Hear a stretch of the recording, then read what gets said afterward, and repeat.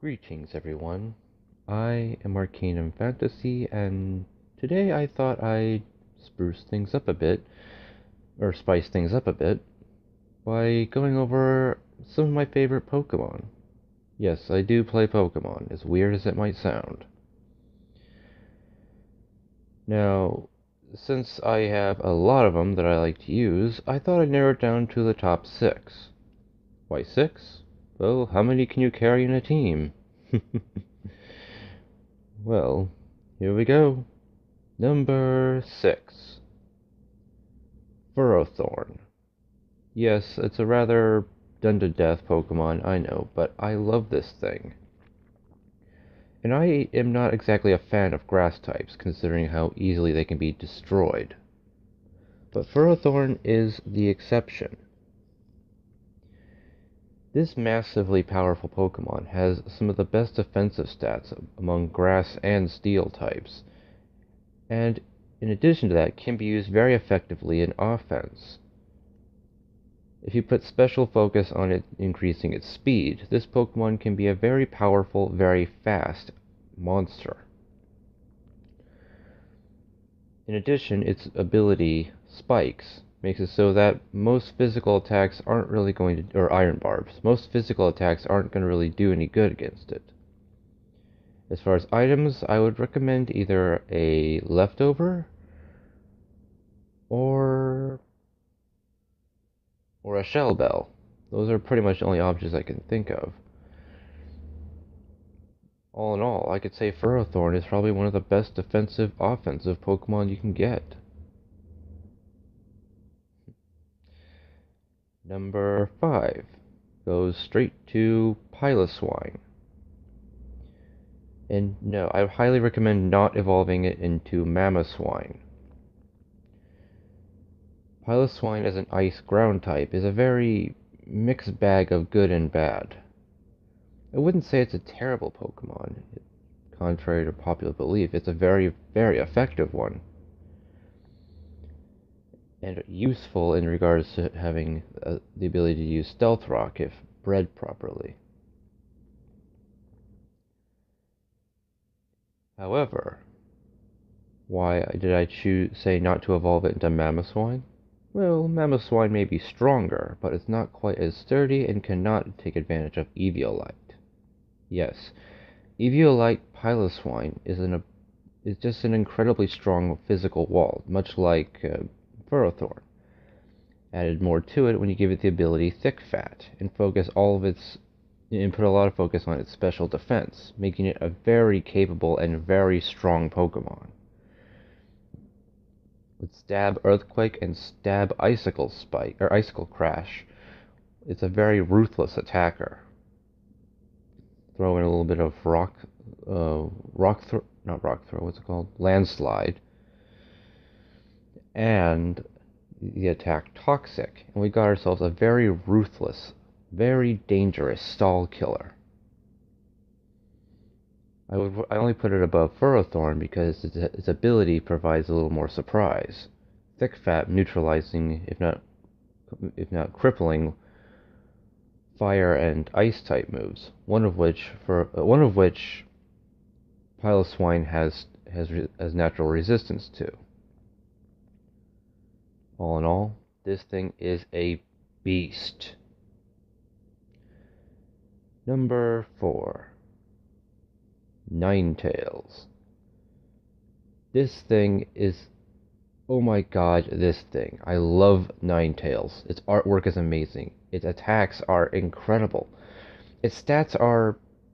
Okay, except for physical defense, its stats are really good. But you're probably thinking, what makes this fire Pokemon so special compared to others?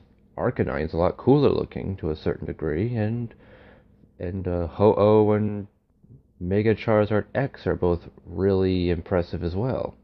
Hell, Talonflame looks like a phoenix. Well, it's simple. Ninetales can learn Solar Beam, and its hidden ability is Drought. And its special attack stat is enormous. Think about that for a minute. Got it? Exactly. Ninetales, as a fire type, has three major weaknesses. Not fire, rock, ground, and water. What do all three of these types have in common?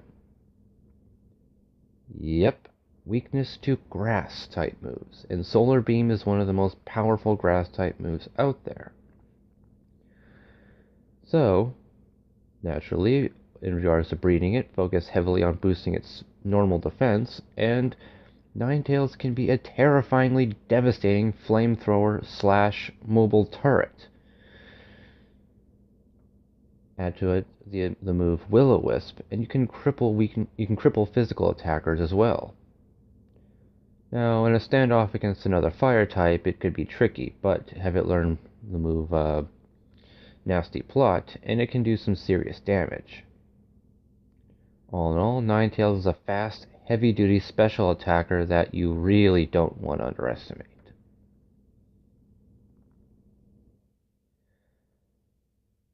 Number 3. Drapion. Now, I'll be frank, I didn't really consider Drapion to be very useful or powerful, mostly because this thing looks ridiculous.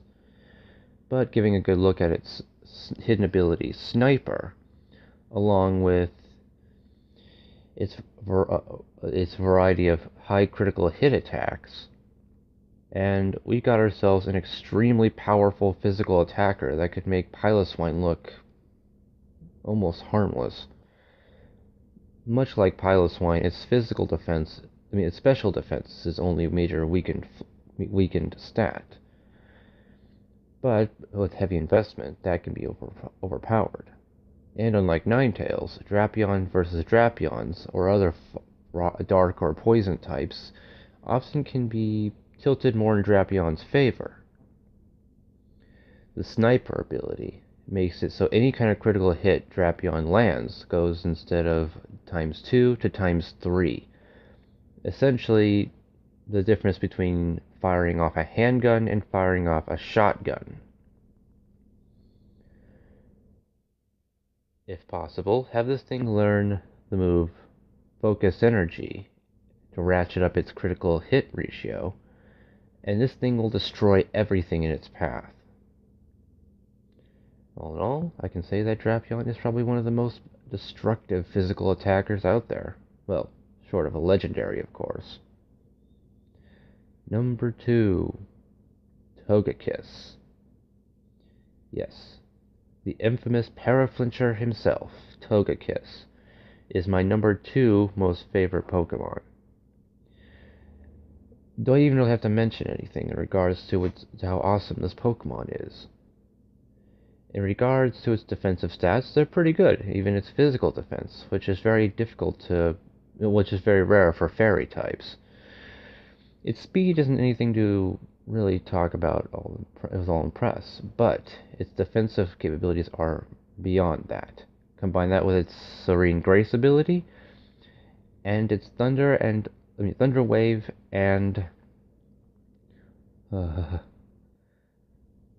Air Cutter attacks, and we have a devastating, almost unbeatable Pokemon. If things get desperate, you could even ramp it up with an Aura Sphere attack.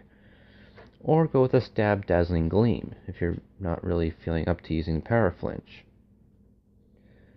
The best item I could recommend giving this Pokemon would be Leftovers or a Shell Bell. There really isn't much else you would need. You could probably do Life Orb, but I'd recommend saving that for Pokemon with Sheer Force, since they're the only ones who can really benefit from it. And now, for number 1, my all-time favorite and even most powerful non-legendary Pokemon. It is none other than the one, the only, Espeon. This Pokemon is unbelievable. Yes, like most special attackers, its weakest stat is its physical defense. But if you do the right kind of investment, you can actually make it higher than this thing's already insanely high special defense. Espeon is incredibly versatile, especially if you have it with the ability Magic Bounce. You know how inconvenient moves like Stealth Rock, Toxic, Swagger, moves like that just tend to really get under your skin and make things even more difficult than they should? Well, Magic Bounce throws all of those problems at your opponent. That is the incredible power of Espeon's Magic Bounce ability. Yes, say you start off with Espeon and they use Stealth Rock. Instead of the Stealth Rock ending up on your side, it ends up on their side. Need I say more? Same goes with them trying to poison Espeon with Toxic or make her fall asleep with Sleep Powder or Spore. I will admit, though, its Magic Bounce doesn't protect it from other abilities, but, well, they have to put some sort of chink in the armor, otherwise Espeon would be overpowered as hell. Add to it, Espeon possesses some of the most effective combos in the game. Using it for healing purposes with Sunny Day and Morning Sun, or just simply making it into a powerful special beater. Mainly with the effect of Calm Mind, giving it incredibly higher special defense and special attack, as well as giving its stab moves, Psychic, a real boost. In addition, this Pokemon can also learn Dazzling Gleam, which shuts down the occasional dark type. And having it learn Shadow Ball takes care of any and all Ghost Pokemon that would cause this one a problem. All in all, Espeon has fantastic coverage, and with the right kind of investment, this thing can be even a bigger tank than any other Pokemon I've listed in this lineup. Now, best item? I suppose the best I could think of, aside from leftovers or a Shell Bell, would be, well, King's Rock, to give it a possible chance of landing a flinch. Yeah, the odds are 20%, but that 20% has saved me a lot of times in battles. And, well, there you have it, folks. My top 6 favorite and most powerful Pokemon. If you agree with any of my if you agree with anything that I put on this list, well, good for you. If not, leave whatever you think might be the most powerful Pokemon. And like always, like, comment, subscribe, and if you're feeling particularly generous, stop by my Patreon account and leave a little donation. Every little bit helps. Oh, and the link is in the description if you really are trying to find me. Well, with that, I end this top 6. Have fun, my friends, and watch out for them Gengar.